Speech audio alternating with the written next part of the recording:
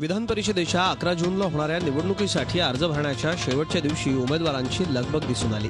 10 जागांकरता 12 उमेदवार आता रिंगणात आहेत। मतदानाची बेरीज लक्षात घेता भाजप 5, शिवसेना 2, राष्ट्रवादी 2 आणि काँग्रेसचा 1 असे 10 उमेदवार निवडून येऊ शकतात। भाजपकडून सोमवारपर्यंत केवळ 4 उमेदवारांचीच नावं जाहीर करण्यात आली होती। मात्र अर्ज भरण्याच्या शेवटच्या दिवशी आणखी 3 उमेदवार त्यांनी रिंगणात उतरवलेत। एकूण 10 जागांकरता 12 उमेदवार कोण आहेत यावर नजर टाकूयात। भाजप सुरजीत सिंह ठाकूर, विनायक मेटे, सदाभाऊ खोत, प्रवीण दरेकर, प्रसाद लाड, आर.एन. सिंग, मनोज कोटक। शिवसेना दिवाकर रावते, सुभाष देसाई। राष्ट्रवादी काँग्रेस रामराजे निंबाळकर, धनंजय मुंडे आणि काँग्रेस नारायण राणे। मतांचं गणित बघता अतिरिक्त उमेदवार उभे करून भाजपने या निवडणुकीत राष्ट्रवादी काँग्रेसची डोकेदुखी वाढवली आहे। प्रत्येक उमेदवाराला जिंकण्याकरता 27 मतांच्या कोट्याची आवश्यकता आहे। मात्र निवडणुकीत दगाफटका होण्याची आणि मतं फुटण्याची शक्यता लक्षात घेता प्रत्येक पक्षाला आपला उमेदवार निवडून आणण्याकरता किमान 30 मतांचा कोटा ठेवावा लागणार आहे। काँग्रेसकडून नारायण राणे हे एकमेव उमेदवार असून त्यांच्याकडे स्वतःची 43 मतं आहेत। मात्र राणेंना निवडून आणण्यासाठी आणि मतं फुटल्यास धोका नको म्हणून काँग्रेस 35 मतांचा कोटा ठरवून देणार असल्याचं समजतंय।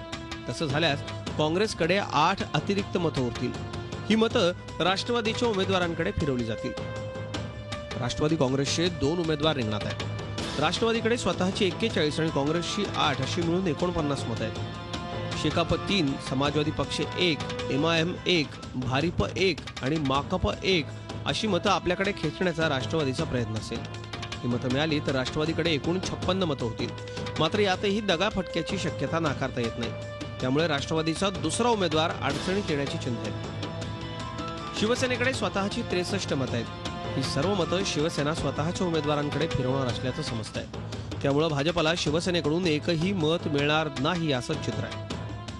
आता भाजपनं उभे केलेले उमेदवार आणि त्यांच्या मतांच्या गणितावर एक नजर टाकूयात। भाजपनं 7 उमेदवार रिंगणात उतरवले असले तरी मनोज कोटक यांनी अपक्ष अर्ज भरलाय।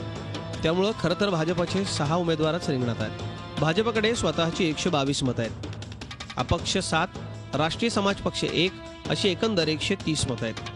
भाजपनं आपल्या पहिल्या 5 उमेदवारांना 30 मतांचा कोटा दिला तर त्यांना पहिले 5 उमेदवार निवडून आणण्यासाठीच 150 मतांची गरज आहे। त्यामुळे भाजप 6व्या उमेदवारासाठी अतिरिक्त मतं कुठून आणि कशी आणणार हा खरा प्रश्न आहे। बरोबरच भाजपकडून काँग्रेस आणि राष्ट्रवादी काँग्रेसची मतं फोडण्याचा प्रयत्न होण्याची देखील शक्यता आहे। ही मतं विकत घेण्यासाठीच भाजपनं प्रसाद लाड आणि प्रवीण दरेकर यांना उमेदवारी दिल्याची चर्चा आहे।